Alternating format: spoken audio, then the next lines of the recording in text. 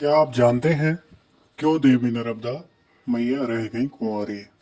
नर्मदा का प्राचीन नाम रेवा नदी है और ऐसा माना जाता है कि नर्मदा नदी का विवाह सोनभद्र नाम के नंद से तय हुआ था। नद नदी का पुरुष सूचक शब्द है। नर्मदा राजा मेकल की एक रूपवती पुत्री थी। राजा मेकल अपनी पुत्री नर्मदा की शादी के लिए एक शर्त रखी थी। उन्होंने एक दुर्लभ फूल लाने के लिए कहा था। जो वह दुर्लभ फूल लेकर आएगा उसका विवाह नर्मदा जी के साथ किया जाएगा। राजकुमार सोनभद्र वह पुष्प लेकर आए थे।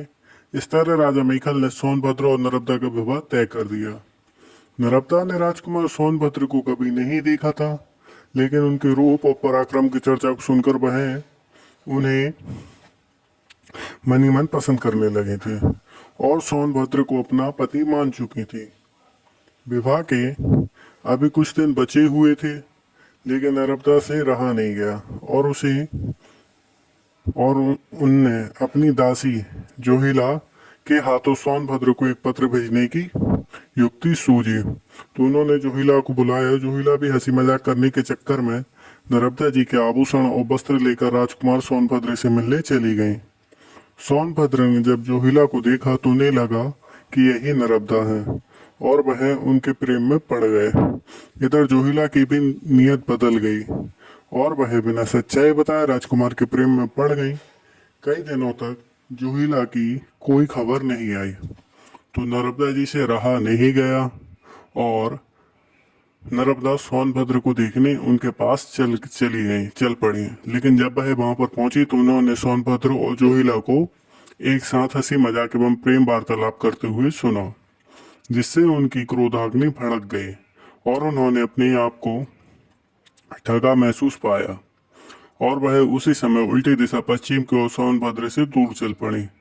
सोनभद्र को जब नर्मदा जी को गुस्से में जाते हुए देखा तो सोनभद्र को अपनी गलती का एहसास हो गया और वह नर्मदा जी के पीछे कुछ दूर तक आए, लेकिन स्वाभिमान और घमंड होने की वजह से भी वह नर्मदा जी के उल्टे पूर्व की ओर चलने लगे।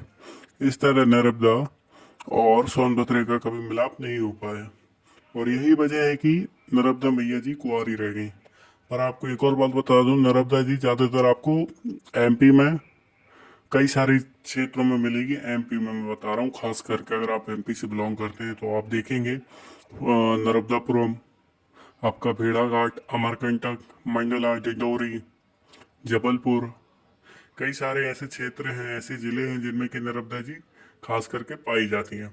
और नर्मदा जी का ऐसा मानना है कि अगर आप सच्चे दिल से माता जी से कुछ भी मांगते हैं तो वह दे देती हैं। और कभी भी आपने देखा हो किसी को भूत फलीत प्रेत लगते हैं या किसी को कभी कभी देवता छुड़वाने रहते हैं कि कभी कभार देवता इतने हावी हो जाते हैं किसी किसी के ऊपर कि वो संभाल नहीं पाते, तो नर्मदा मैया में, हमारे एमपी में नर्मदा मैया में उनको छुड़वाया जाता है। जो कि अगर आप ऐसी चीज़ से बिलोंग करते हैं, आप कभी भी देखना अमावस्या की रात या अमावस्या के दिन नर्मदा मैया पर कितनी भीड़ मिलती है। नर्मदा मैया के क्षेत्र में आपको ज़्यादातर ऐसे कई सारे सीन देखने को मिलते हैं कि कोई अपने देवता छुड़वा रहा है तो कोई बुला रहा है, क्योंकि नर्मदा मैया कुंवारी है तो वो सबसे ज़्यादा शक्तिशाली मानी जाती है। ऐसा अगर आपके घर में बड़े बुजुर्ग हैं तो उनसे कभी बात करेंगे तो आपको इस बारे में, इस विषय में पता चलेगा। और साथ ही अगर नर्मदा जी मैया के पास आप जाते हैं तो एक चुनरी, प्रसाद, एक नारियल और 11 रुपये लेकर जाएं। माता जी को अगरबत्ती लगाएं, उनसे जो कुछ भी मांगना चाहें तो उस नारियल, अगर अगरबत्ती जलाकर माता जी की आरती करें और उस नारियल पे 11 रुपये रखकर अपने मन की मनोकामना पूर्ण करके माता जी को अर्पित करना और डुबकी ले लें।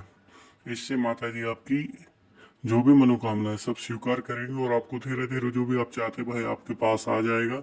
बस आपको मेहनत करने की ज़रूरत है। और साथ ही नर्मदा मैया के कई सारे मंदिर भी आपको कई सारी जगह देखने को मिलेंगे, पर खास करके एमपी में काफ़ी बड़े बड़े और प्रसिद्ध मंदिर हैं नर्मदा जी के।